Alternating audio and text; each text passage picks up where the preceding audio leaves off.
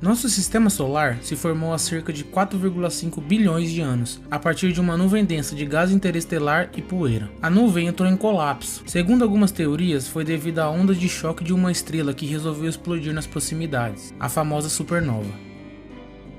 A maior parte da massa colapsada ficou no centro, enquanto que o resto achatou, devido à força gravitacional, tornando-se o que chamamos de disco protoplanetário, que é basicamente um disco giratório achatado de material. É por esse motivo que os planetas orbitam o Sol em um mesmo plano. No centro, a gravidade puxava mais e mais material para dentro, e a pressão do núcleo era tão grande que os átomos de hidrogênio começaram a se combinar e formar o hélio, liberando uma quantidade enorme de energia no processo. Com isso, nosso Sol nasceu e acabou acumulando mais de 99% da matéria disponível. Por conta de ventos estelares e da gravidade, o Sol foi empurrando mais e mais material para longe do núcleo do disco. Os objetos mais pesados, como os materiais rochosos, ficaram mais próximos da estrela. Ali o caos reinava. Esses aglomerados de rochas se chocavam constantemente, e por conta da gravidade, alguns iam se atraindo, formando objetos cada vez maiores. Assim surgiu Mercúrio, Vênus, Terra e Marte. Enquanto os gases, como são partículas mais leves, foram empurradas para bem longe do centro, formando os gigantes gasosos, Saturno, Urano, Netuno e Júpiter.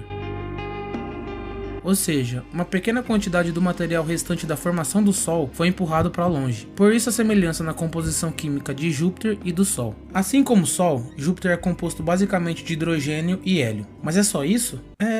Não. Também são encontradas na atmosfera traços de metano, vapor de água, amoníaco, sílicas, carbono, etano, sulfeto de hidrogênio, neon, oxigênio, fosfina e enxofre. Na parte externa da atmosfera, há cristais de amônio congelado e traços de hidrocarbonetos, como benzeno. Nas profundezas da atmosfera, a pressão e a temperatura aumentam, comprimindo o gás hidrogênio em um líquido. Isso dá a Júpiter o maior oceano do sistema solar. Mas acho que você não gostaria nem um pouco de dar um mergulho por lá, porque o oceano é feito na verdade de hidrogênio em vez de água. Os cientistas pensam que em profundidades a pressão se torna tão grande que os elétrons são espremidos para fora dos átomos de hidrogênio, tornando o líquido eletricamente condutor como metal.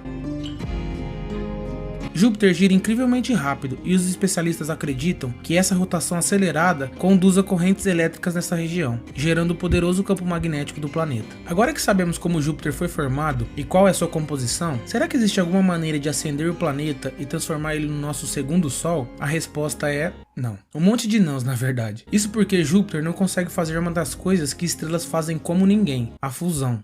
Não essa. Eu falo da fusão nuclear. Dentro do Sol, por exemplo, esse processo começa com prótons, que é basicamente o núcleo de hidrogênio solitário. E por meio de uma série de etapas, esses prótons se fundem e se transformam em hélio. Esse processo de fusão ocorre dentro do núcleo do Sol, e a transformação resulta em uma liberação de energia que mantém o Sol quente. A energia resultante é irradiada do núcleo do Sol e se move através do sistema solar. O Sol só consegue fundir hidrogênio em hélio graças à sua massa gigantesca, que causa muita pressão no seu núcleo. A densidade é tão grande que praticamente esmaga o material, resultando no processo de fusão nuclear. Então, basicamente, para conseguir acender, Júpiter precisaria reunir uma massa mas muito grande. Para você ter uma noção, o Sol tem 1000 vezes a massa de Júpiter, ou seja, seriam necessários 1000 planetas Júpiter para conseguirmos criar um Sol. E olha que o Sol nem é uma estrela tão grande assim. O mínimo necessário para Júpiter conseguir iniciar a fusão nuclear seria de 80 vezes a sua massa. Ou seja, mesmo se Urano, Netuno e Saturno não tivessem roubado um pouco da massa de Júpiter, ele não se tornaria nem uma estrela anã vermelha, o menor tipo de estrela que existe. Ok, já ficou bem claro que Júpiter precisa comer muito feijão para se tornar uma estrela. Eu diria que é uma competição até injusta. O ideal seria comparar o planeta a outro astro que vaga pelo universo, uma espécie de subestrela que a humanidade ainda compreende pouco, as anãs marrons.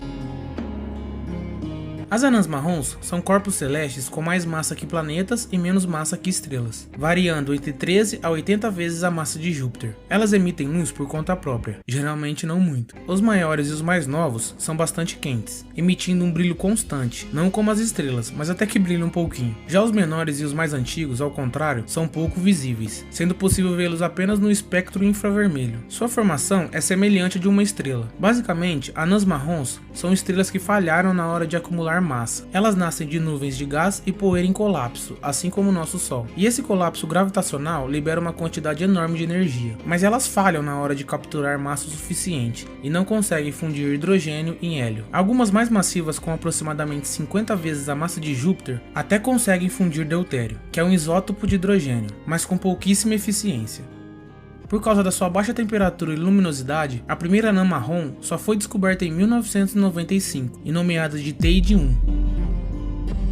Ela está localizada no aglomerado estelar Pleiades, a aproximadamente 400 anos-luz de distância, e tem 15 vezes a massa de Júpiter. Algumas teorias apontam que as anãs marrons são muito mais comuns no universo do que nós pensamos, mas por conta da sua baixa luminosidade, detectar e analisar esse tipo de astro é muito difícil. Se até astros que estão destinados a virar estrelas falham, imagina planetas gasosos que não passaram nem perto. Júpiter precisaria acumular 13 vezes a sua massa para virar uma anã marrom e 80 vezes para se transformar em uma estrela anã vermelha. E vamos combinar, isso parece meio impossível. Resumindo, as anãs marrons são corpos que falharam e nunca conseguiram virar uma estrela. E Júpiter é um planeta que falhou em virar uma anã marrom. Júpiter então seria a falha da falha? Agora quem ficou confuso foi eu. Júpiter possui vários gases na sua composição, inclusive a fosfina. Isso, a mesma substância encontrada em Vênus e que pode ser um sinal de vida no planeta. E olha que coincidência, temos um vídeo sobre isso aqui no canal. Se você quer saber qual o próximo passo na exploração de Vênus e se a fosfina encontrada é mesmo um sinal de vida, é só clicar no card. Muito obrigado pela audiência. Se você gostou do conteúdo e quiser dar uma força pro canal, é só clicar no gostei e se inscrever. Sua ajuda é muito importante. E até o próximo vídeo.